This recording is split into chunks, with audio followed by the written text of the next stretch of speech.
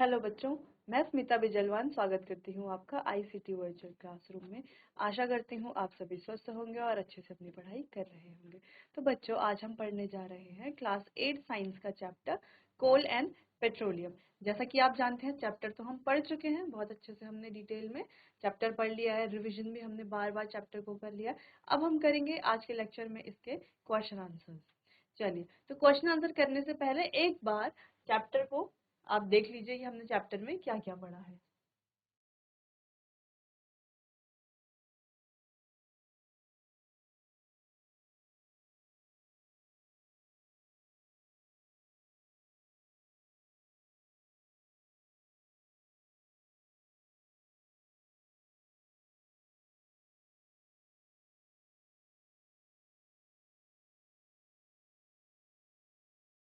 चलिए, last topic था हमारा पेट्रोलियम कंजर्वेशन, कि कैसे हम पेट्रोलियम को कंजर्व कर सकते हैं, ये भी हमने अच्छे से पढ़ लिया था। चलिए, तो अब स्टार्ट करते हैं इसके क्वेश्चन आंसर एक एक करके। चलिए, तो पहला क्वेश्चन है हमारे पास, सीएनजी और एलपीजी ईंधन के रूप में उपयोग करने के क्या लाभ हैं? सीएनजी और एलपीजी को ईंधन के रूप में उपयोग करने के क्या लाभ हैं? तो हमें लाभ बताने कि सीएनजी और एलपीजी को क्यों हम उपयोग करते हैं ईंधन के रूप में। देखो, सबसे जब हमने चैप्टर पढ़ा था, चैप्टर के बीच में क्या पढ़ा था कि सीएनजी है, एलपीजी है, इनको क्यों ज्यादा हम उपयोग करते हैं। एक तो ये जो आसानी से जलाए जा सकते हैं, एलपीजी यानी कि जो सिलेंडर में हमारी गैस होती है, जब हम चूल्हा जलाते हैं खाना पकाने के लिए तो एकदम से जल जाता है, यानी कि उसे आसानी से जलाया जा सकता है, इसीलिए भी हम एलपीजी का उपयोग करते हैं। बाकी रही बात सीएनजी की, तो सीएनजी को जो है हम ईंधन के रूप में वाहनों में उपयोग करते हैं। क्यों करते हैं? क्योंकि क्या है, एक साफ ईंधन है। साफ ईंधन यानी कि इससे जो है प्रदूषण बहुत कम होता है। ठीक, तो इसीलिए हम इनका उपयोग करते हैं। और दूसरी चीज ये क्या होते हैं, ट्रांसपोर्ट करने के लिए इजी होते हैं, यानी कि कहीं भी ले जाया जा सकता है, कहीं से वापस लाया जा सकता है, तो ट्रांसपोर्ट करना इनको इजी होता है। इसीलिए क्या है, इनके कई लाभ होते हैं। चलिए, तो पहला पॉइंट, इन्हें पाइपों के द्वारा आसानी से लाया व लेकर जाया जा सकता है, यानी कि इजी टू ट्रांसपोर्ट है। ये क्या है? Easy to transport.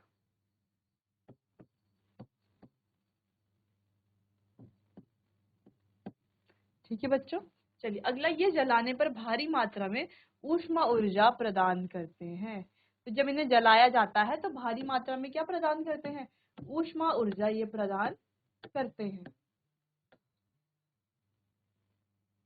अगला, ये स्वच्छ ईंधन है और इन्हें जलाने पर प्रदूषण नहीं होता। किसी भी प्रकार का प्रदूषण इन्हें जलाने में नहीं होता, यानी कि ये क्या है, हम कह सकते हैं पॉल्यूशन फ्री फ्यूल है। कैसे फ्यूल है? पॉल्यूशन फ्री, कोई भी पॉल्यूशन इनसे नहीं होता। अगला है, इन्हें सीधा जलाया जा सकता है। सीधा जो है इनका कंबशन हो सकता है, सीधा हम इनको जला सकते हैं।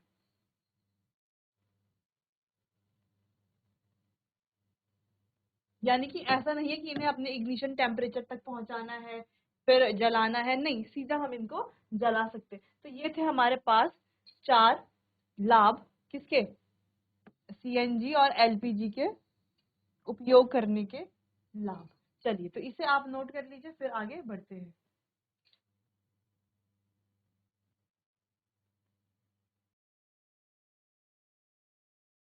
चलिए, तो अगले प्रश्न की तरफ बढ़ते हैं। अगला है, पेट्रोलियम का कौन सा उत्पाद सड़क निर्माण हेतु उपयोग में लाया जाता है? तो जो हम चैप्टर के बीच पढ़ रहे थे, देखो बच्चों, जो हमने चैप्टर में क्या पढ़ा था, जब हम यूजेस के बारे में पढ़ रहे थे तो हमने यहाँ पर क्या पढ़ा था, इस वाले पॉइंट को अगर हम देखें तो क्या पढ़ा था कि बिटुमेन या डामर का उपयोग मुख्यतः सड़क बनाने के लिए किया जाता है। तो यहाँ पर हमने क्या पढ़ा था कि बिटुमेन या डामर का उपयोग मुख्यतः सड़क बनाने के लिए किया जाता है ना। तो यही हमसे यहाँ पर प्रश्न पूछा गया है कि सड़क निर्माण में कौन सा उत्पाद उपयोग में लाया जाता है, तो वो है बिटुमेन। बिटुमेन पेट्रोलियम का एक ऐसा उत्पाद है जो सड़क निर्माण हेतु उपयोग में लाया जाता है। यह पेट्रोलियम के विभिन्न संघटकों में से एक है। ये क्या है? पेट्रोलियम के जो अलग अलग कंस्टिट्यूएंट्स हैं या संघटक जिसे हम कहते हैं उनमें से एक है, और जो पेट्रोलियम परिष्करण की विधि द्वारा पेट्रोलियम से अलग किया जाता है। ठीक है, तो इतना बड़ा आपको लिखने की जरूरत नहीं, आप सिंपल सा भी लिखेंगे कि पेट्रोलियम बिटुमेन पेट्रोलियम का एक ऐसा उत्पाद है जो सड़क निर्माण में उपयोग में लाया जाता है। बाकी हम जानते हैं कि जो पेट्रोलियम होता है उसके क्या होते हैं? विभिन्न संघटक होते हैं। ठीक है, इसके क्या होते हैं? विभिन्न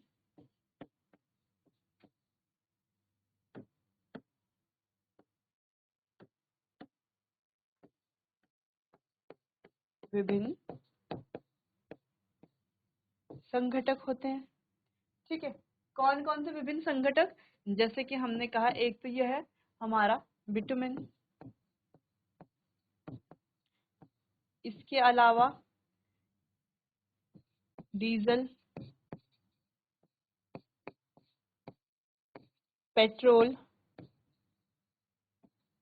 ल्यूब्रिकेटिंग ऑयल जिसको स्नेहक तेल भी कहते हैं, इसके अलावा पैराफिन मोम, पैराफिन वैक्स या पैराफिन मोम जिसे कहा जाता है। तो ये क्या होते हैं? इसके अलग अलग संघटक होते हैं। तो इन संघटकों को कैसे अलग किया जाता है? ये संघटक होते हैं, ये एक पेट्रोलियम में पाए जाते हैं, तो इन्हें अलग कैसे किया जाता है? परिष्करण द्वारा। परिष्करण द्वारा इन्हें क्या किया जाता है? अलग किया जाता है, यानी कि रिफाइनिंग द्वारा इन्हें अलग किया जाता है। अब ये परिष्करण कहाँ पर होता है?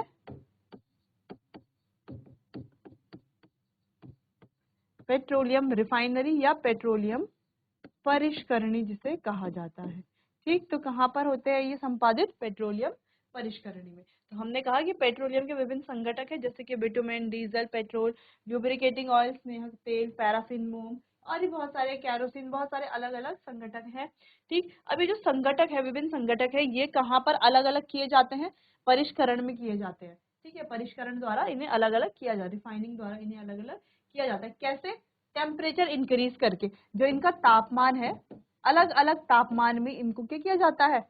अलग किया जाता है। अब ये किया कहाँ जाता है? पेट्रोलियम परिष्करणी में ये संपादित की जाती है, ये जो प्रोसेस होती है। चलिए, तो आपको सिर्फ इतना यहाँ पर ध्यान देना है कि बिटुमेन जो है वो पेट्रोलियम का ऐसा उत्पाद है जो सड़क निर्माण में उपयोग में लाया जाता है। चलिए, नोट कर लीजिए इसे।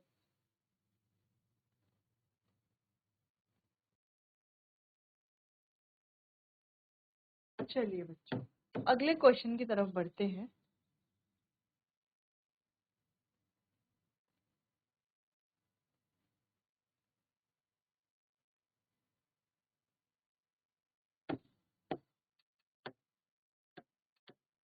अगला है, वर्णन कीजिए मृत वनस्पति से कोयला किस प्रकार बनता है, यह प्रक्रम क्या कहलाता है।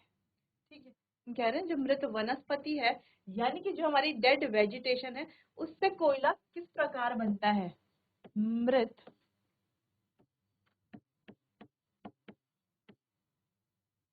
वनस्पति से क्या बन रहा है? कोयला। कैसे बनेगा मृत वनस्पति से कोयला? कैसे बनाएंगे? चलिए, कैसे बनता है? लगभग हमने क्या पढ़ा था? जब हमने कोयले की कहानी पढ़ी थी, कोयले की स्टोरी पढ़ी थी, तो वहां पर हमने पढ़ा था कि कैसे मृत वनस्पति से क्या बनता है? कोयले का निर्माण होता है या कोयले का फॉर्मेशन होता है। कैसे होता है?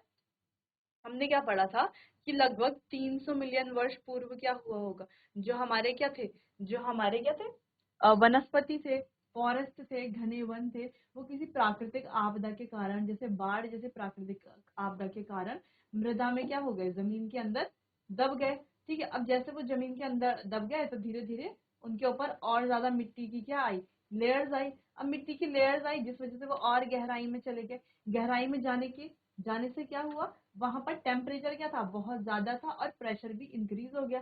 टेम्परेचर और प्रेशर बहुत ज्यादा होने के कारण धीरे धीरे जो हमारे क्या थे? मृत वनस्पति थे, वो कोयले में परिवर्तित हो गए। ठीक, हमने क्या पढ़ा था कि जो भी हमारे क्या थे? घने वन थे,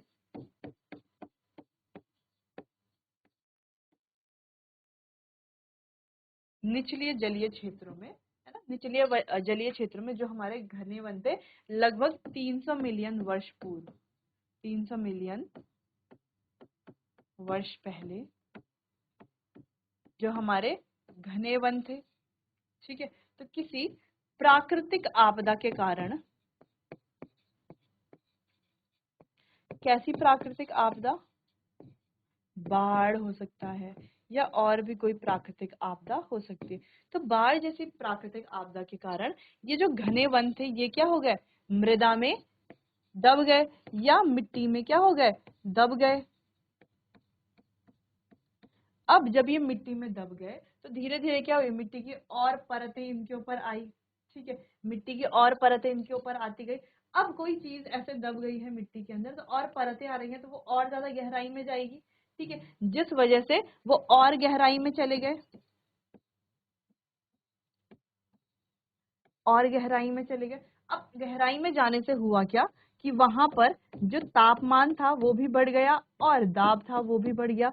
तो उच्च तापमान, टेम्परेचर, तापमान यानी कि टेम्परेचर, पी यानी दाब यानी कि प्रेशर। तो उच्च तापमान और उच्च दाब के कारण वो जो भी हमारे क्या थे घने वन थे ना, वो धीरे धीरे धीरे धीरे क्या हो गए, कोयले में परिवर्तित हो गए। और ये जो पूरी प्रोसेस है, ठीक है, ये जो पूरा प्रक्रम है, कौन सा प्रक्रम, जिसमें घने वन से जो हमारी वनस्पति थी जो मृत हो गई थी उससे क्या बनना, कोयला बनना, उससे क्या बनना, कोयला बनना। ये जो प्रक्रिया है इसे क्या कहा जाता है, घने वन से घने वन जो थे वो क्या हुए, जब मृत हुए, मृत वनस्पति से कोयले बनने की जो प्रोसेस है, पूरा प्रक्रम है, इसे क्या कहा जाता है, कार्बनीकरण कहा जाता है, या हम कार्बनाइजेशन इसे कहते हैं। चलिए तो एक बार यहाँ हम रीड कर लेते हैं इसे, चैप्टर में हमने कई बार ये पढ़ा है। चलिए, तो हजारों वर्ष पूर्व आंधी, तूफान, बाढ़ और भूकंप के कारण घने जंगल जमीन में दब गए, ठीक, फिर सालों तक उन पर मिट्टी जमा होती गई, कई सालों तक क्या होता गया, उन पर मिट्टी की जो तहें थी वो क्या होती गई, जमा होती गई, मिट्टी की लेयर्स थी वो जमा होती गई, तथा वे जमीन में और गहराई पर दफन हो गए, जिस वजह से वो और गहराई में चले गए, कंप्रेस हो गए ना, वहां पर संपीड़ित हो गए और गहराई में चले गए। इतनी गहराई में दबने से उन पर बहुत ज्यादा दबाव और तापमान का असर हुआ। तो वहां पर क्या हुआ, गहराई में जाने से वहां पर टेम्परेचर भी ज्यादा था, दबाव भी ज्यादा था, प्रेशर भी ज्यादा था, उसका असर उन पर हुआ और वह धीरे धीरे कोयले में परिवर्तित हो गए और इस प्रकार धीरे धीरे वो क्या बन गए, कोयला बन गए। और इस पराक्रम को क्या कहा जाता है, कार्बनीकरण कहते हैं। क्या कहते हैं इस पराक्रम को, कार्बनीकरण कहते हैं, या हम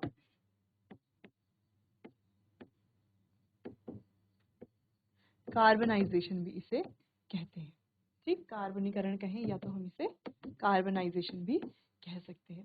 तो ये होती है प्रक्रिया जिसमें हमारे जो मृत वनस्पति है उनसे क्या बनती है, कोयला बनता है। चलिए, तो ये प्रोसेस आप अपनी कॉपी में नोट कर लीजिए और ये एक इम्पॉर्टेंट क्वेश्चन है एग्जाम के पॉइंट ऑफ व्यू से भी।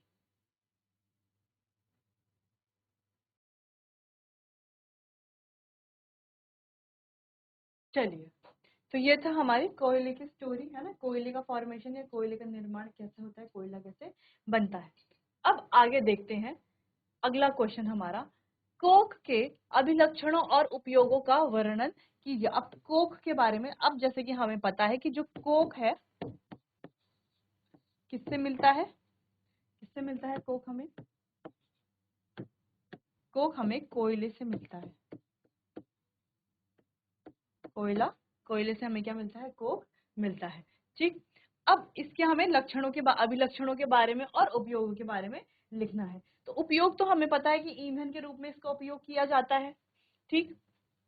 अच्छा, कोयले का उपयोग तो ईंधन के रूप में किया जाता है, लेकिन हमें यहाँ पर कोक के उपयोगों के बारे में बताना है। तो इस्पात यानी कि स्टील के निर्माण में इसका उपयोग किया जाता है और धातु के निष्कर्षण में भी इसका उपयोग किया जाता है। अब अभिलक्षणों की बात कर लेते हैं। अब देखो, कोक क्या है, एक काले रंग का पदार्थ है। कैसा है, काले रंग का पदार्थ है। यह ठोस होता है, ठीक है, कैसा होता है, सॉलिड होता है, ठोस होता है। यह सुराखदार होता है, कैसा होता है, सुराखदार होता है। तो तीन इंपॉर्टेंट पॉइंट हमने इसके पढ़ लिए कि काले रंग का होता है, ठोस होता है और सुराखदार होता है, ठीक। और इसके उपयोगों के बारे में, इसका उपयोग जो है स्टील के निर्माण में इसका उपयोग किया जाता है और धातु के निष्कर्षण में भी इसका उपयोग किया जाता है। तो ये दो इंपॉर्टेंट पॉइंट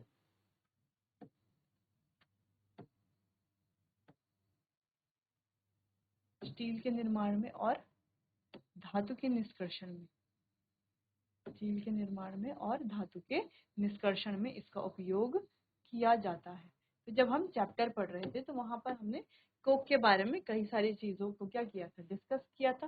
फिर हमने कहा था कोक से क्या बनता है, फिर हमने कहा था कोयले से क्या बनता है, कोक बनता है। और कोयले से जब कोक बनता है तो इस प्रोसेस में क्या निकलता है, कोयला गैस भी बनती है।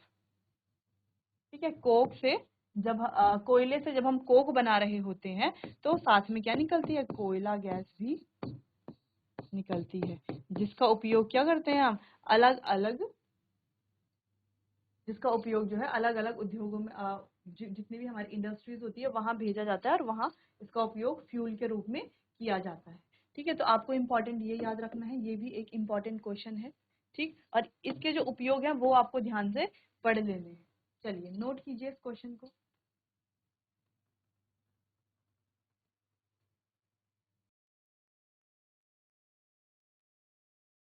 चलिए अगले प्रश्न की तरफ बढ़ते हैं।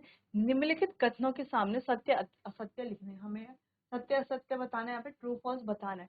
चलो, जो जीवाश्म ईंधन प्रयोगशाला में बनाए जाते हैं, जो फॉसल फ्यूल होते हैं वो प्रयोगशाला में बना सकते हैं, यानी कि लैबोरेटरी में क्या हम उन्हें बना सकते हैं, नहीं बना सकते। तो ये एक असत्य कथन है।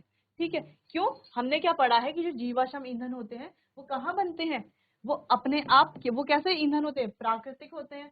ठीक, वो कैसे संसाधन है, प्राकृतिक संसाधन है, वो हम प्रकृति से मिलते हैं और इन्हें बनने में जो है क्या लगते हैं, हजारों वर्षों से भी अधिक वर्ष लगते हैं। ठीक, तो इसीलिए इन्हें प्रयोगशाला में नहीं बनाया जा सकता।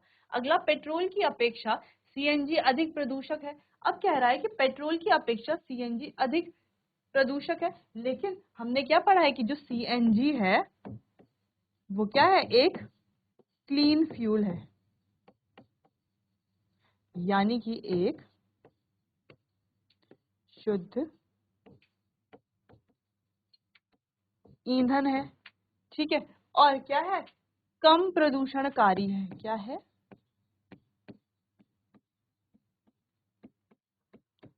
कम प्रदूषणकारी है, पेट्रोल की अपेक्षा तो काफी कम।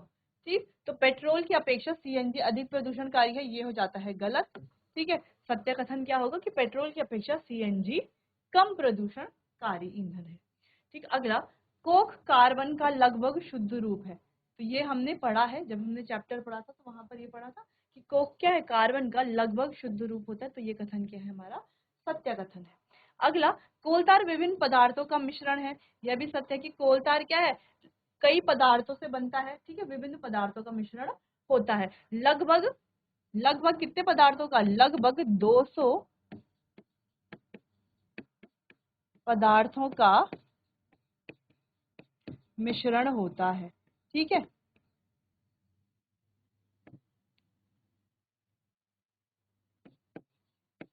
तो जो हमारा कोलतार है वो विभिन्न पदार्थों का मिश्रण होता है, बिल्कुल होता है। कितने, लगभग 200 पदार्थों का वो मिश्रण होता है। अगला, मिट्टी का तेल एक जीवाश्म ईंधन है। नहीं, मिट्टी का तेल क्या है, एक जीवाश्म ईंधन नहीं है, वो किसी भी प्रकार का कोई फॉसिल फ्यूल नहीं है। ठीक है बच्चों, चलिए, तो ये सारे ट्रू फॉल्स, सत्य असत्य कथन जो हमने पढ़े हैं ये आप नोट कर लीजिए। फिर आगे बढ़ते हैं अगले प्रश्न की तरफ।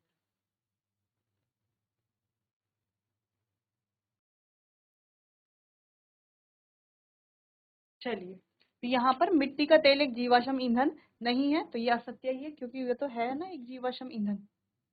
ठीक, जीवाश्म ईंधन क्यों है मिट्टी का तेल, क्यों है, क्योंकि कहाँ से मिलता है हमें, पेट्रोलियम से। ठीक है, पेट्रोलियम से हमें क्या मिलता है, मिट्टी का तेल मिलता है। तो पेट्रोलियम से तो क्या है, हमारा एक जीवाश्म ईंधन है, तो मिट्टी का तेल भी होगा। ठीक है, इसीलिए ये कथन क्या है, असत्य है, क्योंकि यहाँ पर लिखा है नहीं। चलिए आगे बढ़ते हैं, पेट्रोलियम निर्माण के प्रक्रम को समझाइए। अब पेट्रोलियम का निर्माण कैसे होता है, इसके प्रक्रम को हमें समझना है। जैसा कि आप जानते हैं, जब हमने चैप्टर पढ़ा तो काफी बार जो है पेट्रोलियम के निर्माण की जो प्रोसेस है उसको पढ़ा। चलिए तो एक बार फिर से हम इसको देख लेते हैं। हमने क्या कहा कि पेट्रोलियम का जो निर्माण है वो कहाँ से होता है, समुद्र में रहने वाले जीवों से होता है। अगर हम मान लें ये क्या है, एक समुद्र है इस प्रकार से, ठीक, इसमें क्या है, अलग अलग जीव रह रहे हैं, ठीक है, अलग अलग जीव रह रहे हैं। तो जब ये जीव मृत हो जाते हैं तो मृत होकर के कहाँ आ जाते हैं, बॉटम में आ जाते हैं, यानी कि समुद्र के पेंदी में आ जाते हैं, ठीक है। अब समुद्र में पेंदी में आने से क्या होता है, बॉटम में आने से क्या हो जाता है, धीरे धीरे इनके ऊपर मिट्टी, रेत, इनकी क्या होती रहती है, परतें आती रहती हैं, जिस वजह से ये क्या हो जाते हैं, दब जाते हैं। दबने के कारण यहाँ पर क्या होती है, वायु की अनुपस्थिति, ठीक है। वायु की अनुपस्थिति के साथ साथ उच्च तापमान और उच्च दाब रहता है, जिस वजह से ये जो हमारे मृत जीव थे, है ना, मृत समुद्री जीव थे, ये क्या हो जाते हैं, धीरे धीरे धीरे धीरे पेट्रोलियम में और प्राकृतिक गैस में परिवर्तित हो जाते हैं। ये प्रोसेस हम कई बार पढ़ चुके हैं, कई बार हमने इसको समझा है। चलिए, तो पेट्रोलियम का निर्माण का प्रक्रम को हम समझते हैं। यहाँ पर पेट्रोलियम हजारों सालों से समुद्र तल में दबे हुए मृत जीवों से बनता है। कैसे बनता है, जो मृत जीव होते हैं समुद्र के तल में, ठीक, उनसे बनता है। इन मृत जीवों पर रेत और मिट्टी की परत जमती है। बहुत अधिक दबाव और हवा की कमी और उच्च तापमान से की वजह से ये जो मृत हैं वो धीरे धीरे पेट्रोलियम और प्राकृतिक गैस में परिवर्तित हो जाते हैं। पेट्रोलियम बनते हैं और दूसरा नेचुरल गैस में ये परिवर्तित हो जाते हैं। ठीक है बच्चों, तो आपको ये नोट कर लेना है कि पेट्रोलियम के निर्माण का जो प्रक्रम है उसे आपको नोट कर लेना है। आप चाहें तो एनसीईआरटी से भी इसको क्या कर सकते हैं, नोट कर सकते हैं। एनसीईआरटी में भी अच्छे से इसको समझाया गया है। चलिए तो नोट कर लीजिए।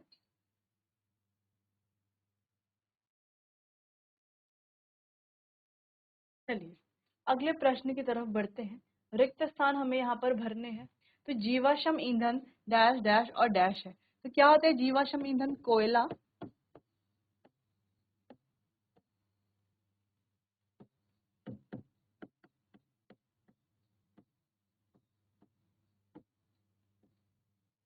कोयला है, ठीक है, पेट्रोलियम है और प्राकृतिक गैस है।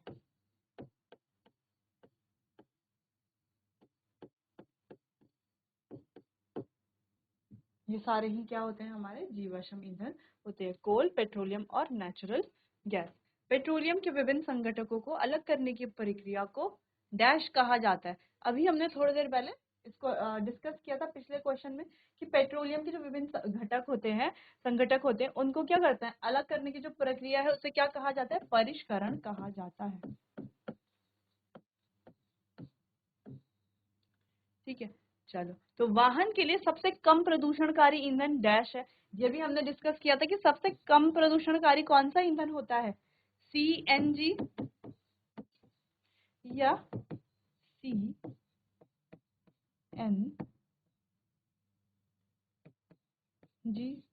यानी कि संपीड़ित प्राकृतिक गैस, है ना, जो नेचुरल गैस होता है उसको संपीड़ित करके भंडारित किया जाता है। ये हमने चैप्टर में पढ़ा था। तो यहाँ पर सीएनजी जो है वो क्या है, सबसे कम प्रदूषणकारी है, संपीड़ित प्राकृतिक गैस। तो बच्चों हमने चैप्टर अच्छे से पढ़ लिया, कोयला और पेट्रोलियम, उसे काफी क्वेश्चन आंसर कर लिए, फिलअप कर लिए, सत्य असत्य कथन कथन कर लिए। तो आपको चैप्टर अच्छे से समझ आ गया होगा। इसके और क्वेश्चन जो है आप घर में और क्वेश्चन कीजिए, घर में प्रैक्टिस कीजिए अच्छे से, ताकि आपको चैप्टर अच्छे से समझ में आए। और कोई कंफ्यूजन होती है तो आप मुझसे पूछ सकते हैं। चलिए तो मिलते हैं अपने आने वाले अगले सेशन में। तब तक के लिए आपका बहुत बहुत धन्यवाद।